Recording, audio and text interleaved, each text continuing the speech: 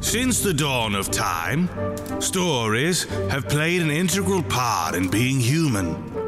Good stories teach lessons, impart morals, try and explain the origins of the universe, and of course, entertain. But some stories spark the imaginations of creators, inspire the courageous and ambitious, fuel the fire within the hearts of explorers, and allow us to see beyond our own reality. These are great stories. So how about this next story? Will it be good? Or will it be great? Let's find out, shall we? Now, suspend your disbelief, broaden your mind, ignite your imagination, and let me tell you a story.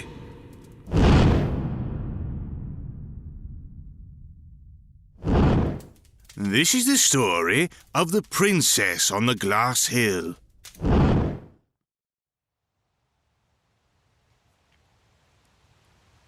Once upon a time, there was a man who had a meadow which lay on the side of a mountain. And in the meadow there was such a barn in which he stored hay. But there had not been much hay in the barn for the last 2 years. For every St. John's Eve, when the grass was in the height of its vigour, it was all eaten clean up, just as if a whole flock of sheep had gnawed it down to the ground during the night. This happened once, and it happened twice. But then the man got tired of losing his crop, and said to his sons, he had 3 of them, and the third was called Cinderlad, that one of them must go and sleep in the barn on St. John's night. For it was absurd to let the grass be eaten up again, blade and stalk, as it had been the last 2 years. And the one who went to watch must keep a sharp lookout, the man said. The eldest was quite willing to go to the meadow. He would watch the grass, he said, and he would do it so well that neither man nor beast, nor even the devil himself, should have any of it. So, when the evening came, he went to the barn and lay down to sleep. But when night was drawing near, there was such a rumbling and such an earthquake that the walls and roof shook, and the lad jumped up and took to his heels as fast as he could, and never even looked back. And the barn remained empty that year, just as it had been for the last 2. Next St. John's Eve, the man again said that he could not go on his way, losing all the grass in the outlying field year after year, and that one of his sons must just go there and watch it well too. So, the next oldest son was willing to show what he could do. He went to the barn and lay down to sleep, as his brother had once done. But when the night was drawing near, there was a great rumbling, and then an earthquake, which was even worse than the one on the former St. John's night. And when the youth heard it, he was terrified, and went off, running as if for a wager. The year after, it was Cinderlad's turn. But when he made ready to go, the others laughed at him, and mocked him. "Well, you are just the right one to watch the hay, you who have never learned anything but how to sit among the ashes and bake yourself," said they. Cinderlad, however, did not trouble himself about what they said, but when evening drew near, rambled away to the outlying field. When he got there, he went into the barn and lay down. But in about an hour's time, the rumbling and the creaking began, and it was frightful to hear. "Well, if it gets no worse than that, I can manage to stand it," thought Cinderlad. In a little time, the creaking began again, and the earth quaked so that all the hay flew about. "Oh, if it gets no worse than that, then I can manage to stand it," thought Cinderlad. But then came a third rumbling, and a third earthquake, so violent that the boy thought the walls and roof had fallen down. But when that was over, everything suddenly grew as still as death around him. "I am pretty sure that it will come again," thought Cinderlad. But no, it did not. Everything was quiet, and everything stayed quiet. And when he had lain still a short time, he heard something that sounded as if a horse was standing, chewing outside the barn door. He stole away to the door to see what was there, and a horse was standing eating. It was so big and fat, and so fine a horse, that Cinderlad had never seen one like it before. And a saddle and bridle lay upon it, and a complete suit of armour for a knight. But the strange thing was that everything was made of copper, and so bright that it shone in the night.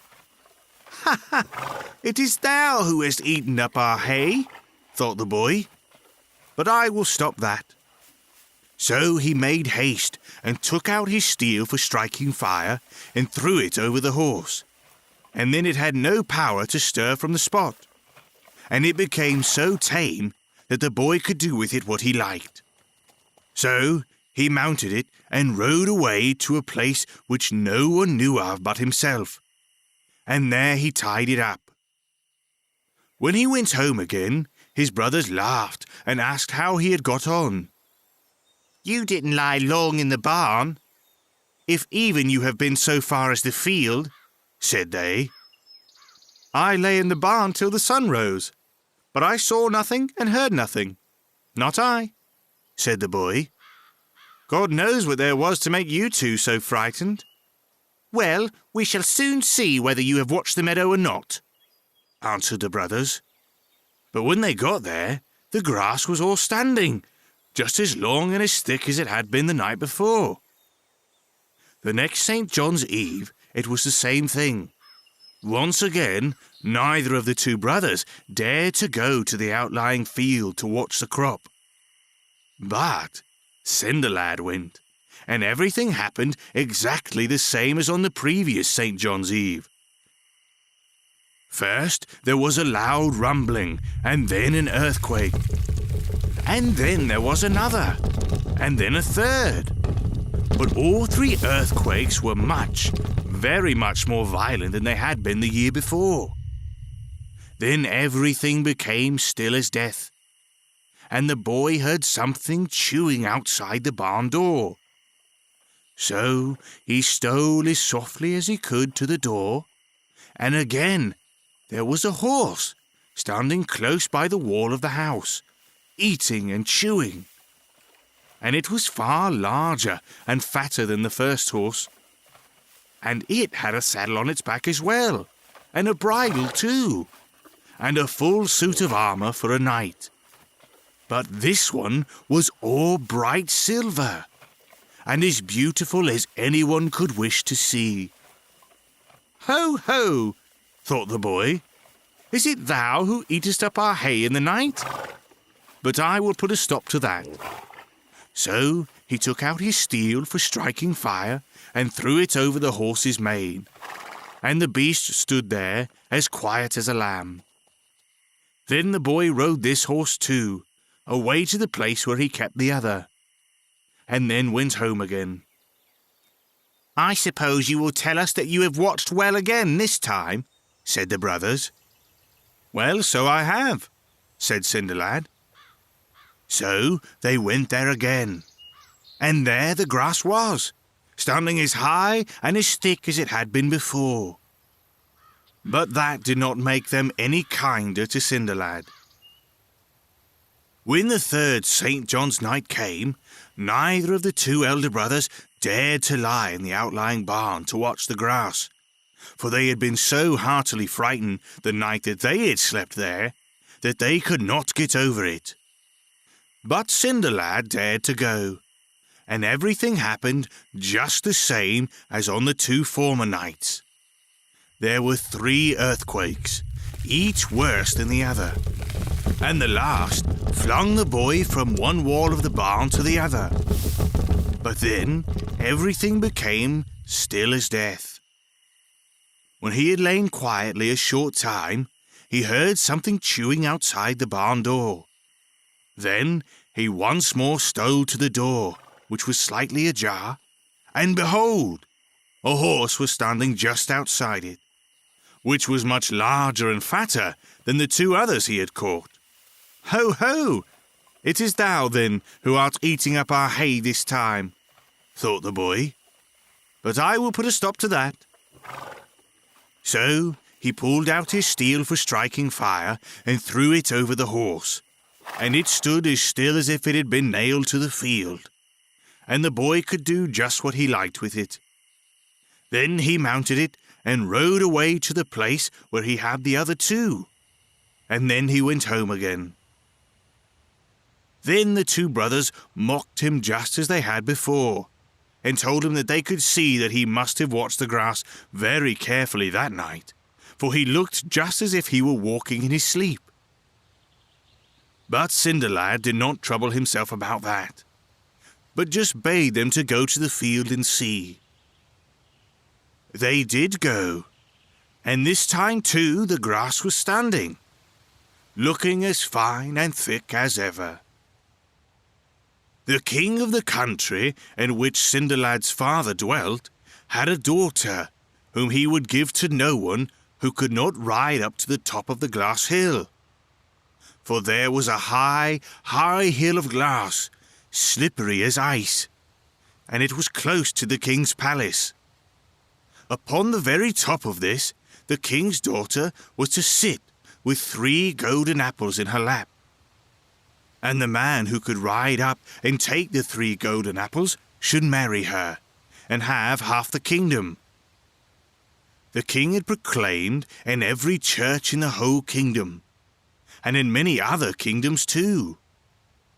The princess was very beautiful, and all who saw her fell violently in love with her, even in spite of themselves.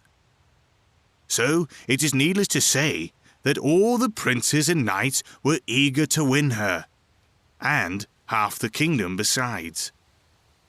And that for this cause they came riding thither from the very end of the world, dressed so splendidly that their raiment gleamed in the sunshine, and riding on horses which seemed to dance as they went. And there was not one of these princes who did not think he was sure to win the princess. When the day appointed by the king had come, there was such a host of knights and princes under the glass hill that they seemed to swarm, and everyone who could walk or even creep was there too, to see who won the king's daughter.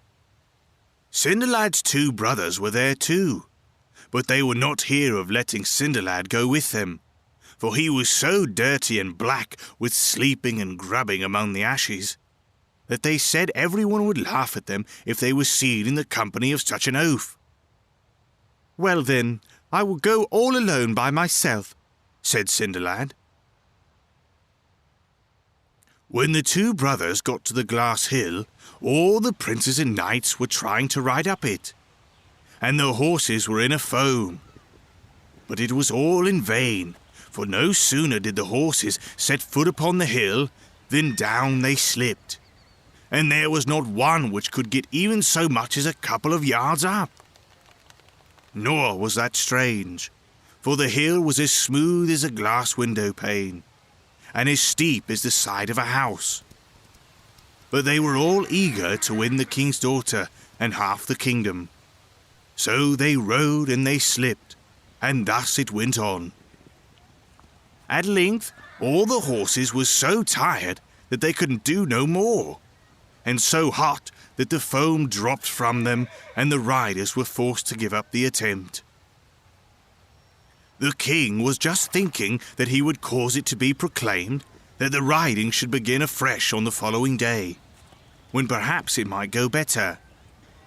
When suddenly a knight came riding up on so fine a horse that no one had ever seen the likes of it before.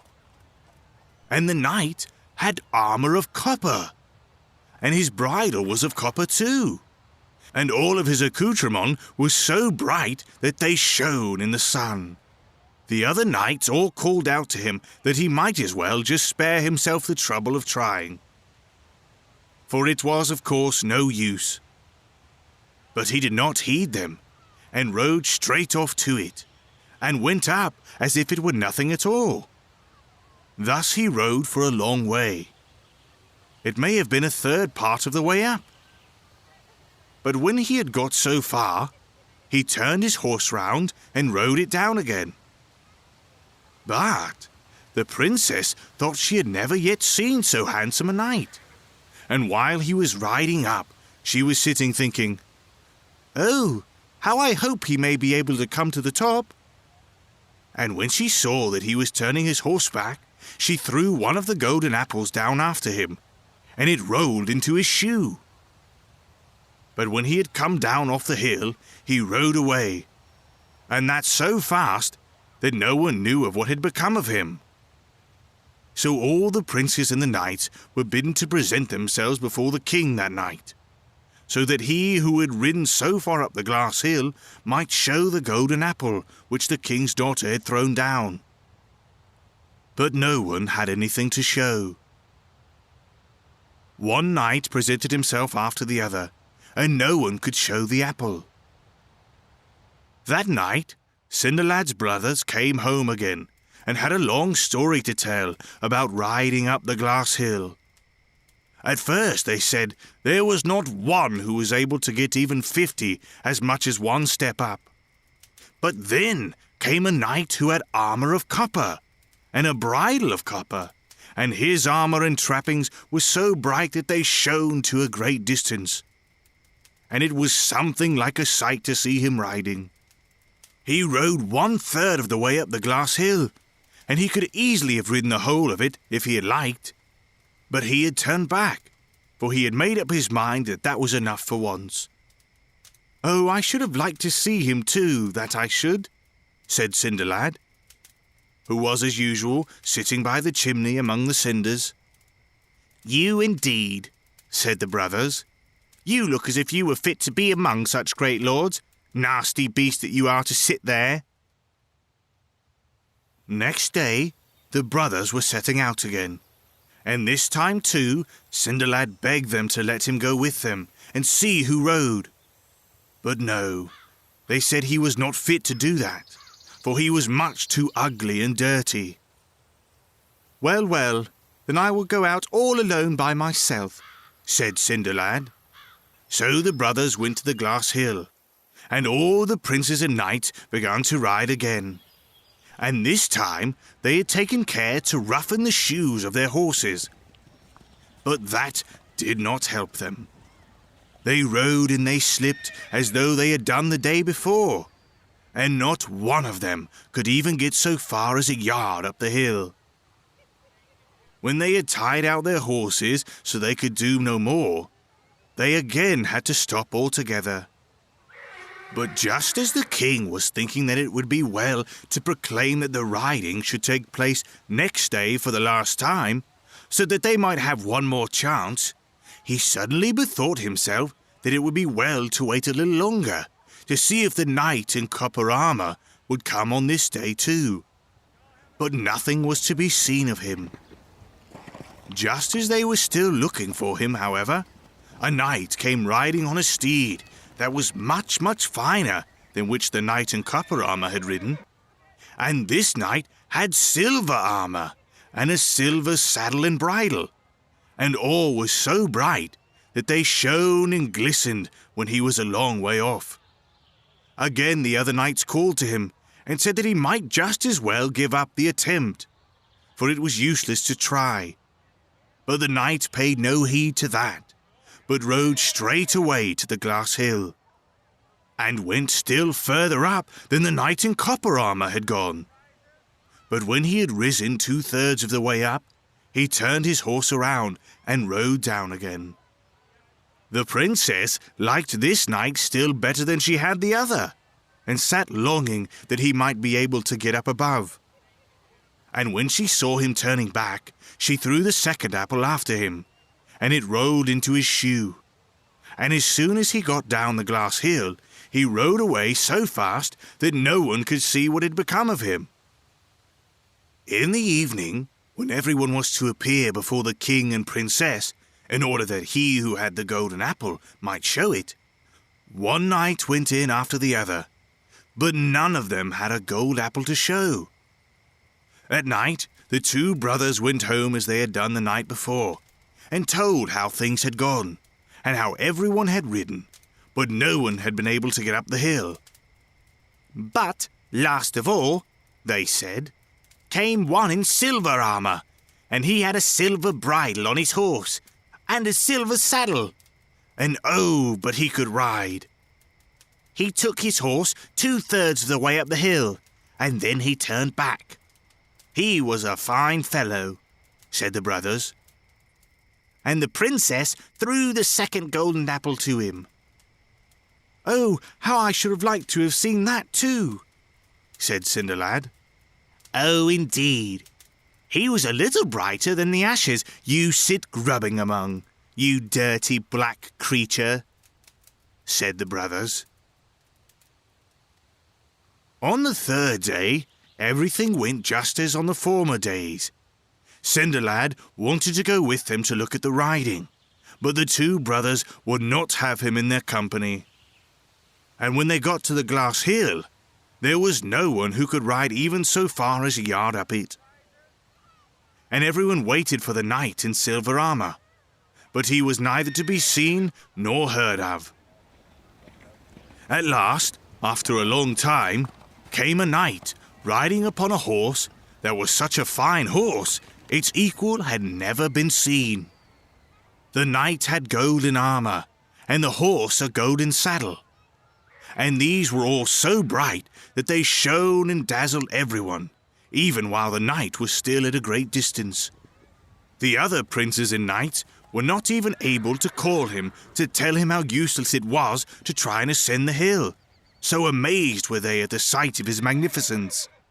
He rode straight away to the glass hill, and galloped up it as if it were no hill at all, so that the princess had not even time to wish that he might get up the whole way.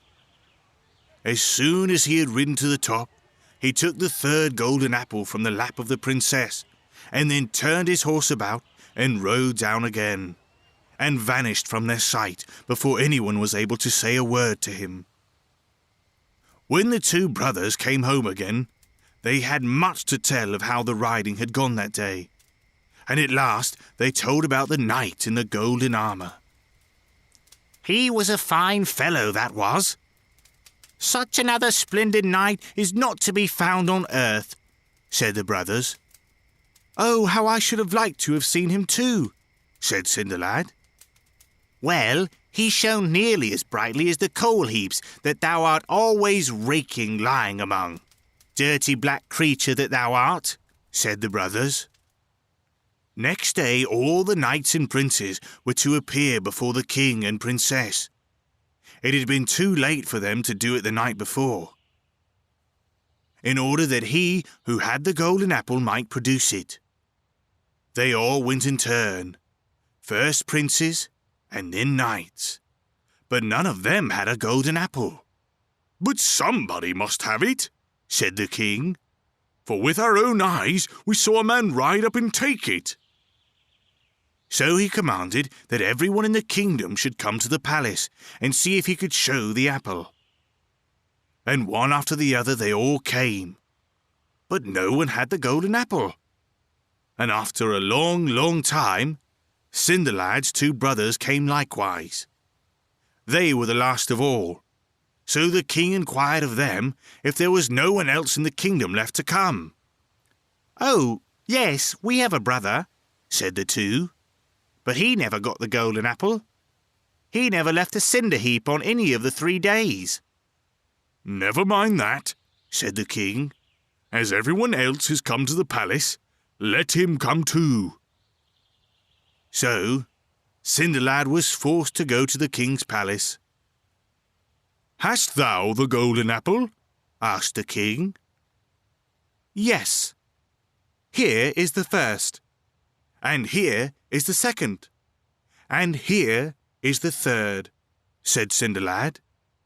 And he took all 3 apples out of his pocket, and with that drew off his sooty rags and appeared there before them in his bright golden armour, which gleamed as he stood.